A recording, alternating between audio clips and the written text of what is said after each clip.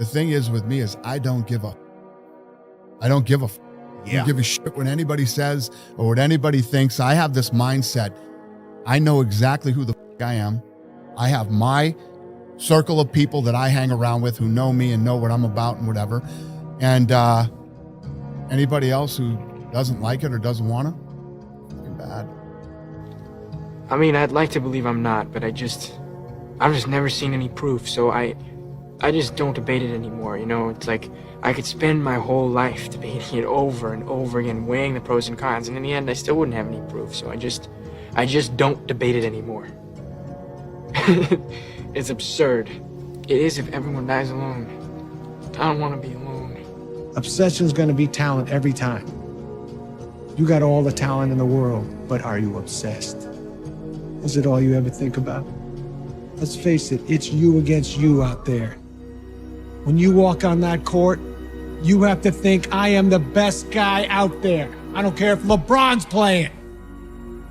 So let me ask you again, do you love this game? There is a difference between passion and obsession. When you're passionate, everybody cheers you on. They're stoked for you. Oh, you found your passion? Awesome. Follow your passion. Live with passion. Be passionate. Chase your passions. Everything, like passion. Passion's good. Like the world's gonna be like, yay, passion, right? When you're obsessed, they're like, why you gotta be so crazy? Why can't you be satisfied?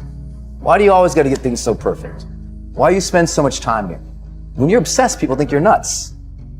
So it's different.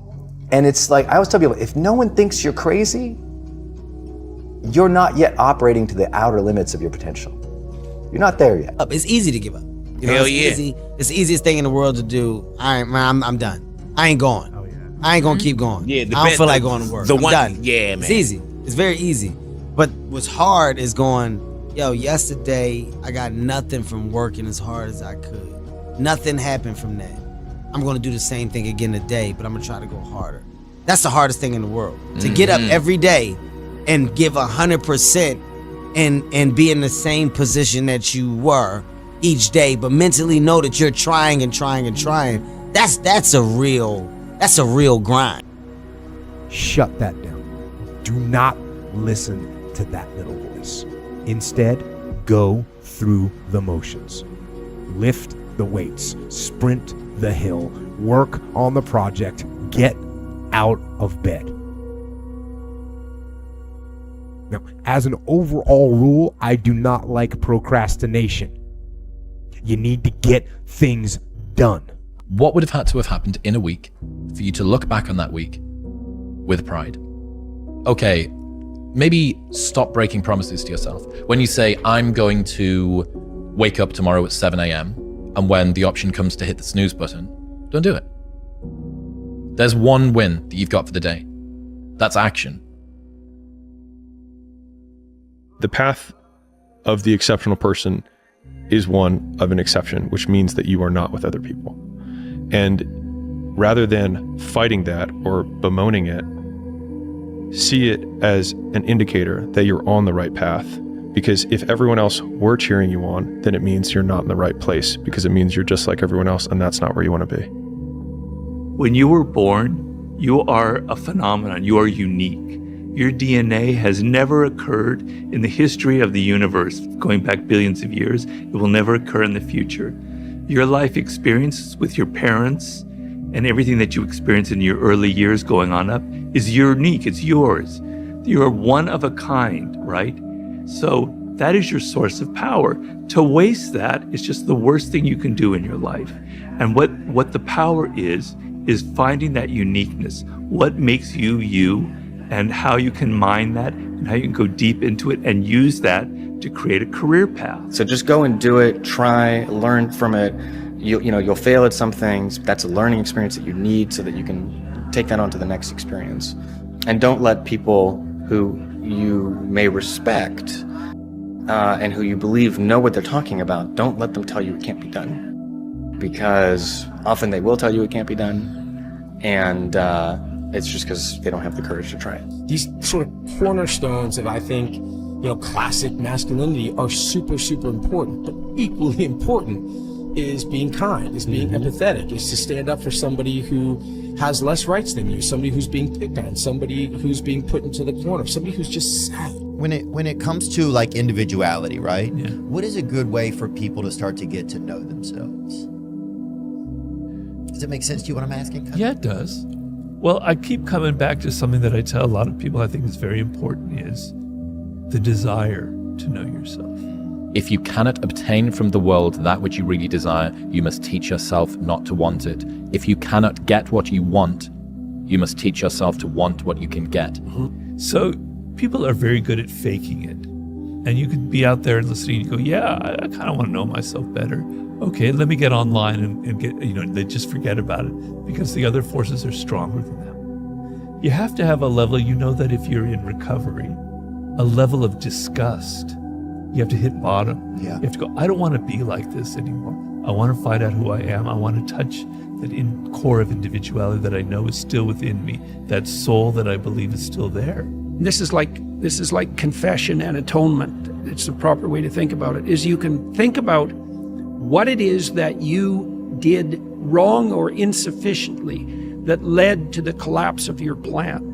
Right, so that's the first investigation, right? And I'm not trying to be flippant about this, because sometimes people's dreams are quite realistic and they still fail catastrophically. It can be brutal. Maybe you did make a lot of good decisions and you suddenly got ill, or someone in your family did, and everything went to hell on you. It doesn't have to be because you've done something cardinally foolish that you fail. It's built into the structure of the world. But it doesn't matter. You can also retreat into yourself and you can say something like, all right, I need to retool my conception of strategy, but also potentially my conception of goal.